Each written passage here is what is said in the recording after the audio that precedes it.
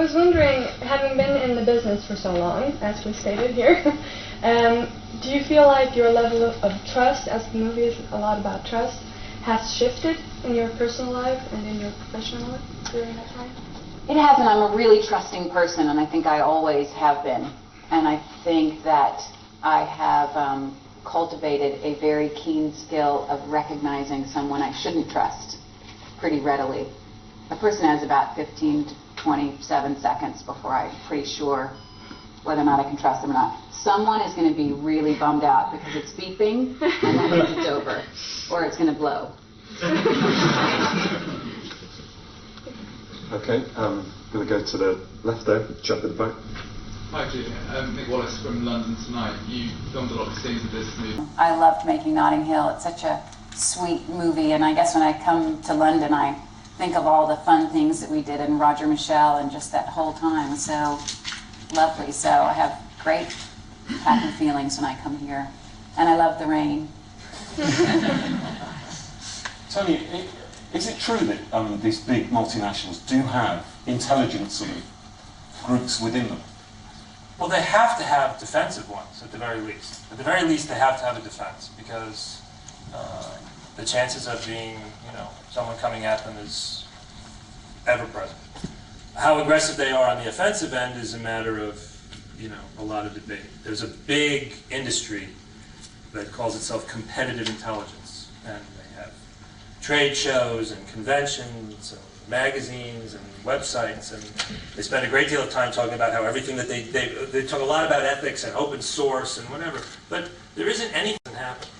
I mean, or isn't happening right now. I mean, as silly as and extreme as much of it seems, it's all, you could sort of go online and without me getting in trouble, you could sort of, in some way, you could almost footnote the movie a little bit. There's a lot of information. It doesn't get publicized, and it's not talked about because winners don't want to talk about it and losers don't want to talk about it. It doesn't help. But it's an economic inevitability. If you have something that you put a tremendous amount of money into, and I can put a couple $1 million into intelligence, I can buy a great deal of intelligence talent for a couple $1 million. And for me to, the arbitrage between the split between the economy just makes it inevitable. So it's really huge. It's very real. And I was really worried all the way through sitting waiting for the script for about 6 years. I always thought I was going to open up Variety and see there was a television series about corporate espionage, or someone. It really was surprising to me that this idea was still around and fresh by the time I could get to it. This chap on the left there. Hi there, Julia and Clive. Now that you know each other, were you playing tricks on each other backstage when the cameras were off, in the sort of spirit of the characters?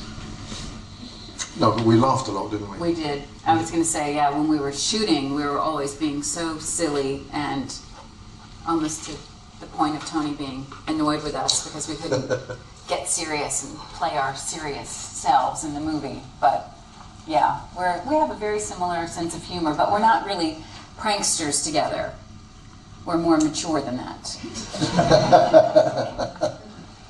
Okay, and what? Again, please. Yeah, question for everyone. Given the nature of filmmaking and given the structure of this story, is it hard to keep a track of what your characters and would-be characters know at any one time in any one scene? And do you sometimes have an argument about, hang on, I don't know that yet? And that's a good question. Tony made us a special script, didn't you? I did. A chronological script where everything was laid out exactly as it did happen. So we have that to help us. Is there a sense in which it comes together in the edit in a more complicated way that we watch it, that for the actors and the crew it's much more straightforward and straight through? No, I mean every film is shot out of context. There's the rare one that's not. The big advantage, it's a service that the writer on a set provides all the time. I've been doing that on every movie I ever worked on that I was on set. That was a big part of the job, was to remind the director and the actors what had happened before and what was happening next and where you really were. And I mean, that's just a natural part of the navigation job of it. And in this case, it was, slightly more complicated. But in many ways, there's two chronological things that are happening. One is 10 days, one is 5 years. They're both happening in a clean line. So it may appear a bit more Byzantine than it really is. Okay, we're going back to this lady here.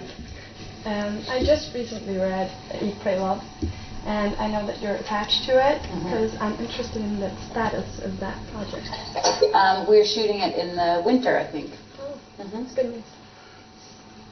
Okay, this chap towards the right there. Hi, Julia and Clive. My name is Marius Georgia from Cyprus. Which was your favorite scene in the movie? Since we spoke about having a good time in the movie.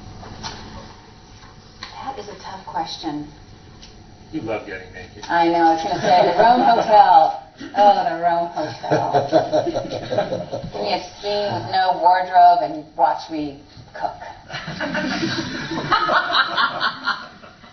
Right. For all the sexy parts now. I'll say the Rome Hotel. I'm going to stick with that. It's a great scene. It was really long. We covered a lot of ground as characters, I thought. And yeah, it's, you know, these scenes are really impressively written, truly. They were all so fun to perform and try to navigate and find our way through the truth and the non-truth. And yeah, I'm going to say Rome.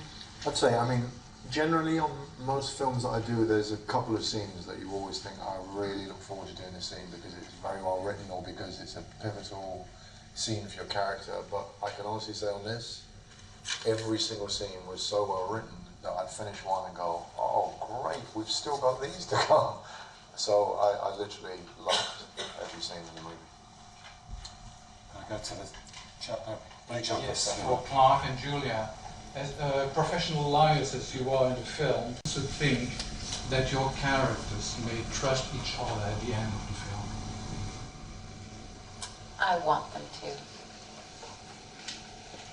I think that the lovely thing about the film is it's about two people who are used to being on top and deceiving everybody, and they get very vulnerable because they're crazy about each other, and ultimately it's about them finally admitting that and laying themselves up. Okay, the lady on the ottoman. Hi, this one's for Clive and Julia. The script, obviously the dialogue has this particular rhythm to it and it's a bit kind of screwball in places. I was wondering how difficult that makes it for you to kind of get that rhythm between you and whether you have to kind of work on that together. It was kind of, I didn't think it was that difficult really because it's so well written that you just don't want to mess it up. It's like driving a really good car. You sit in it, make sure you adhere to the rhythms that are there in front of you, and then all we do is play above that really and try and refine that and you know bring some sort of juice to it. But I think it's very clearly in front of you how you're supposed to play it, isn't it? Yeah, it's good banter. I love it. It's my favorite kind of fun way of giving information, that sort of rhythm. And he's a master at it. I just go along. She's the queen. All right. We're going to go to Kate again. Question for Julia. Your character's obviously playing a sort of double agent or has a double life. Is there a sense for you nowadays that there's sort of double life between acting and the family? No, it's not separated like that. And they're both truly ingrained in my spirit and who I am. So it's all one thing to me, life. And what other projects have you got coming up? I have a movie coming out called Fireflies in the Garden with Emily Watson and Willem Dafoe. Okay, thank you. Second row. Julia, one of my colleagues alluded to the 20th anniversary of Pretty Woman. Let's assume that you're being thrown a tribute evening. So, what? Let's assume you're being a tribute evening for that. Are you doing that for me?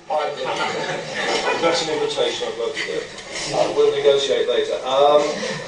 If you had a choice of 5 clips to put up on the screen of the movies you've made since then, which are the 5 that you choose? Oh God, we would be here all night if I had to mentally catalogue. Well, 3 that just... He's negotiating now You're negotiating already. I mean, some clips that you'd love. Well, I don't think I would be a good judge. You know, I would rather, you know, Gary and Mike Nichols and Tony or Steven Soderbergh, you know. Yeah, I think that would be a more comprehensive and enjoyable assessment of what I've been up to. For Clive and Julia again, with deference to Mr. Gilroy, it's a very smart script. Do you get enough of these? Is there enough of this kind of writing around for movies at the moment? And for Julia, you always play very sexy women. Is that the real you? I don't feel on the spot at all. Well, listen, not this smart. You just don't find scripts that are at this level very often at all. I don't think.